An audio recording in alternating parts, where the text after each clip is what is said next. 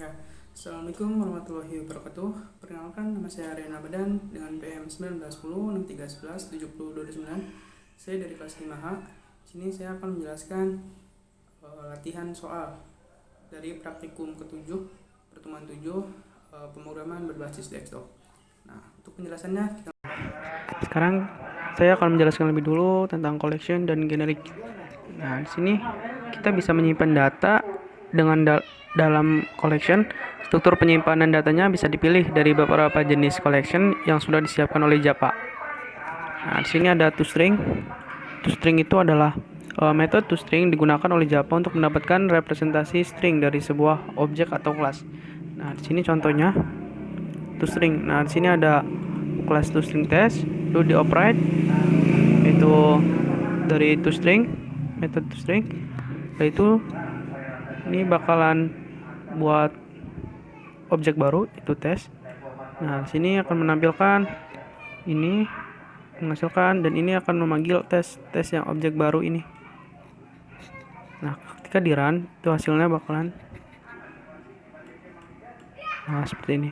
Panggil ini terus menghasilkan ini toString dari kelas toString test yang ini. Nah, selanjutnya ada equal dan hashcode. Nah, equal dan hashcode ini berperan sangat penting dalam collection. Nah, metode equals digunakan untuk membandingkan antara dua buah objek apakah sama atau tidak secara logis. Nah, di sini perbedaan pada operator sama dengan equals itu terletak di jika pada equals itu akan melihatnya pada nilai value-nya walaupun objeknya itu berada di memori yang berbeda. Tapi kalau operator sama dengan kayak gini, itu yang dilihatnya akan dibandingin itu alokasi memori objeknya apakah terletaknya sama. Nah, seperti itu. Kita contohnya. Nah, di sini ada kelas mobil. Terus nah, di sini dia akan bandingin output line mobil.equals mobil 2 apakah mobil 1 ini equals dengan mobil 2. Yang dilihatnya itu adalah isinya. Kalau equals ininya mobil 1 dan mobil 2 ini. Nah, kalau kita run hasilnya, nah dia bakalan false karena nilai value-nya itu berbeda. Nah, yang kedua mobil 2 equals mobil 4. Kita lihat mobil 2 ini apa aja, mobil 4 apa aja. Nah, ini sama, tidak bakal lihat true. Kalau yang mobil 2 operator sama dengan ada 2, mobil 4. Nah, dia yang dilihat bukan nilai value-nya, tapi alokasi memori si objeknya. Nah, yang ini karena dia kan berada di mobil 2 dan juga berada di mobil 4. Nah, ini kan berbeda, jadi hasilnya false. Selanjutnya ada list. Nah, di sini untuk list itu urutan. Nah, di sini adalah list itu jenis collection yang teratur tapi tidak terurut. Nah, di sini contoh list. Kita import dulu list dan array list. Situ sini objek baru list. Setelah itu ada metode list add.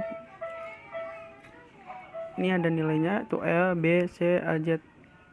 Nah, terus ini ditampilkan isi dari list. Terus ada pengulangan integer indeksnya dari 0 kurang dari list size-nya. Terus tampilkan indeks tampilin indeks, terus list get index. Nah, berarti ketika di run dia bakalan nampilin seperti ini. Nah, dia akan mulai dari indeks ke 0, mulai dari 0, terus nampilin yang A, B, C, A, Z. Nah, dia sesuai urutan yang kita masukkan. Kita urutan pertama itu A sampai Z. Nah, seperti itu untuk list. Selanjutnya adalah set. Set itu adalah jenis array yang tidak membolehkan adanya value duplikat saat ada insert value yang sudah ada sebelumnya. Nah, jadi ini tidak boleh duplikat. Terus ada map, adalah jenis array yang indeksnya tidak hanya nilai integer 0,12 dan seterusnya. Nah, di sini contoh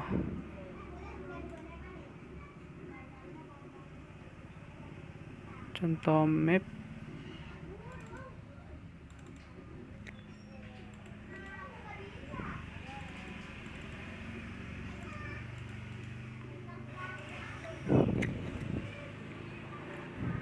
Nah, ini dia contoh map. Panggil dulu import map, import list, hash map, collection, array list. Nah, di sini ada map, mobil integer, map. Sini map put, ini diinputkan.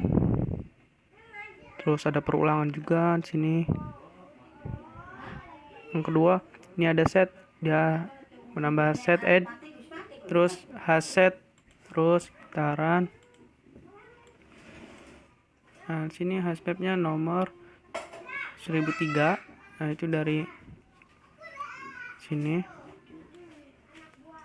Terus nama merek. Nah, hasilnya seperti ini. Dan untuk set dia seperti ini tampilannya. Selanjutnya ada sorting. Nah, sorting ini cara untuk membuat sebuah collection ini terurut. Nah, contohnya seperti ini. Nah, sini dia ngelist dulu. Sini nge-add list. Sini ada 4, 3, 12, 11. Nah, ini sebelum disorting dia bakalan memanggil yang ini. Yang sebelum yang di list ini itu dari 4 sampai 11. Nah, sini seperti ini. Ini sebelum disorting dia belum terurut, dan setelah disorting dia terurut. Nah, karena di sini ada collection sort, fungsinya untuk sorting. Nah, selanjutnya akan membahas tentang latihan praktikumnya. Sini buat sebuah program yang mengimplementasikan salah satu collection dan fungsi atau metode bawaan collection yang digunakan. Nah, sini saya akan jelaskan untuk soal latihan praktikum yang nomor pertama, yaitu buat sebuah program yang mengimplementasikan salah satu collection dan fungsi atau metode bawaan collection yang digunakan. Nah, di sini saya menggunakan list untuk contoh collectionnya, array list. Sini import dulu array list dan listnya. Terus di sini kelas nomor list saya membuatnya. Terus sini ada list buat objek baru list. Terus juga di sini ada metode list add, yaitu untuk menambahkan data yang akan kita masukkan ke list. Sini mulai dari Rian, Adun, Jidan, Yuli, Nopi. Nah, terus sini ada tampil daftar nama mahasiswa. Nah, di sini ada looping untuk perulangan. Di sini for integer index sama dengan 0, index kurang dari list size. Nah, terus sini tampilkan lagi mahasiswa ke indeks ini, terus list size ininya. Nah, ketika kita run, nah dia bakal ngambilin daftar nama mahasiswa itu dari mahasiswa ke 0, itu dimulai dari Rian karena urutan yang pertama kita masukin itu Rian sampai Nopi. Nah, ini untuk list. Nah, yang kedua saya membuat pertanyaan sama untuk nomor 1. Cuman saya di sini membuat list dengan adanya sorting. Nah, sini saya masih menjelaskan nomor 1 ya. Sini saya akan membuat collection list dengan adanya sorting collection. Nah, di sini kita ini dulu import scanner list, collection dan array listnya. Terus juga kita di sini public class number 1 npm ada kelasnya, terus ada get npm, get tambah, set npm, set tambah. Nah, terus juga di sini ada list, objek baru list, terus scanner in objek baru, terus juga npm juga objek baru. Nah, terus ini ada tampil pendataan npm mahasiswa. Nah, di sini ada do while.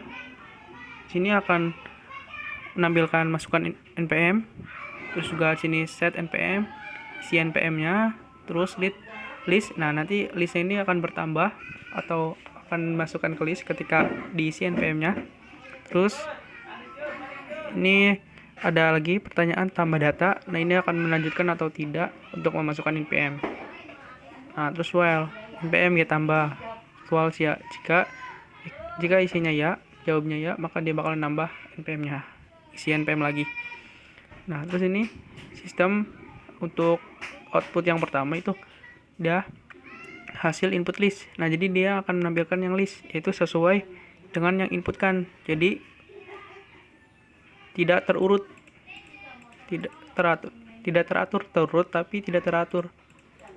Nah, sini kalau yang collection sort, sini ada collection sort. Ini fungsinya untuk mengsorting.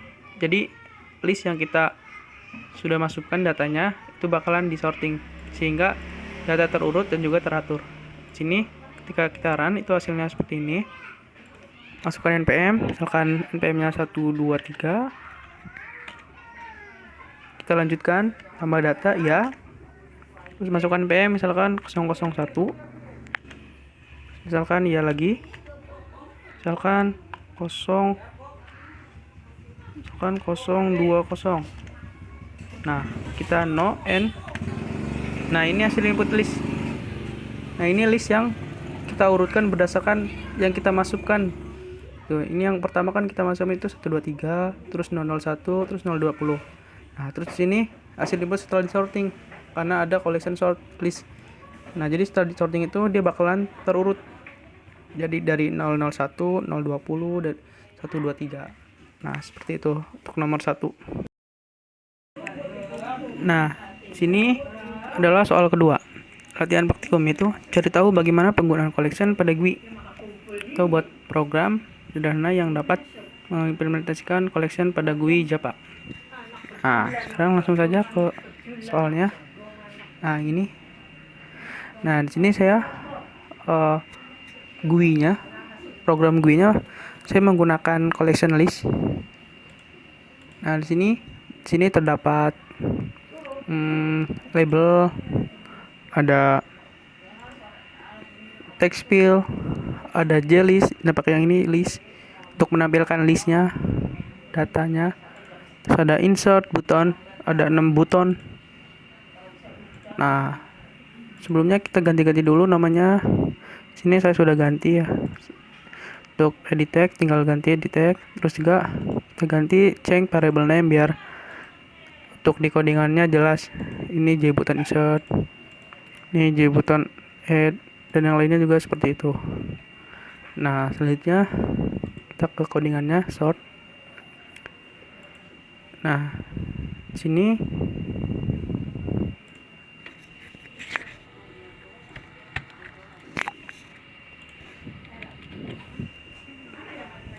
nah, ini nomor 2 sort codingnya. Nah, ini dah.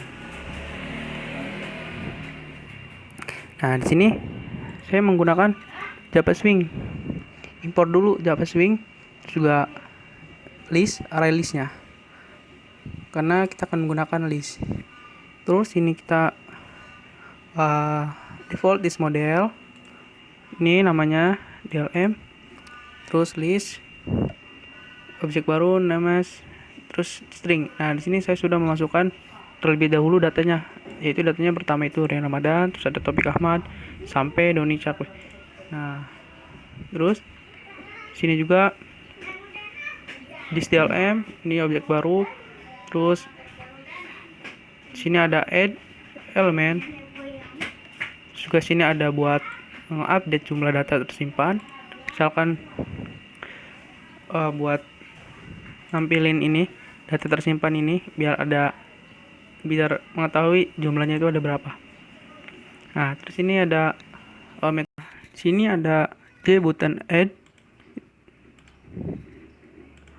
itu ini add nama, terus panggil text field nama. Text field nama itu nama ini text fieldnya, akan text field nama yang itu ini buat diisi. Lalu J text field nama, set text, dan nanti akan masukin teks. Nah, terus ada J button delete. Ketika delete ini, button delete ini diklik, dia bakalan integer index, J list nama, get selected. Nah, jadi kita harus seleksi dulu atau mengklik list nama mana yang akan kita delete. Dan itu ini perintahnya DLM remove element index. Nah, lalu kita akan cari atau kita bisa tulis, terus kita delete. Terus ada J button update. sama kita seleksi dulu kalau mau update untuk nama mana yang akan kita update. Nah, ini seleksi dulu atau kita klik dulu. Nah, terus ini ada clear all. Clear all ini untuk menghapus sininya, listnya biar kosong. Terus ada insert, ini untuk menambahkan. Jadi ketika kita insert ini, jadi datanya bakalan banyak. Jadi langsung ini ada 4 ini. Kita juga bisa menambahin, cuman saya cuman ngasih 4 ini dulu. Nah, terus ada button save. Nah, ini ada if, terus ada perulangan juga, terus akan mengupdate jumlah data yang tersimpan jika kita save. Nah, sini untuk change variabelnya itu kita udah dinamain semua seperti ini. Nah, ketika kita run seperti ini hasilnya.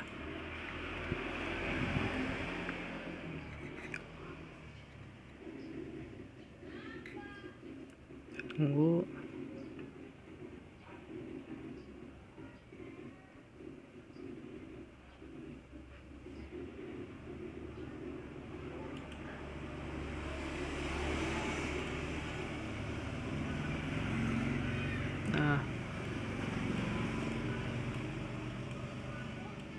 Nah, ini kan sudah ada nama harian, topik Gilang, itu karena sini saya sudah memasukkan lebih dulu. Nah, ini. Nah, yang ini kita sudah masukin lebih dulu di awal. Nah, jadi dia udah ada di sini. Sudah terlist. Nah, kalau kita mau nambah, tinggal kita tambah di sini namanya. Misalkan Tono. Lalu kita add. Nah, dia bakalan ke list di sini. Misalkan kalau kita mau menghapus, kita klik ini, seleksi dulu yang mana yang akan dihapus, lalu klik delete. Atau bisa juga kita tulis di sini, misalkan kita mau nulis down.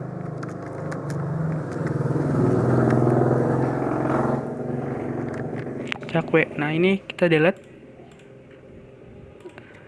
Nah, dia tidak bisa karena dia harus seleksi dulu atau kita klik dulu mana yang akan kita hapus. Misalkan sini, klik Doni Cakwe, lalu klik delete. Nah, dia bakalan kehapus. Nah, terus untuk update sama kita harus klik dulu mana yang akan kita update. Misalkan Gilang Maulid, kita update begini. Mau ganti nama apa? Misalkan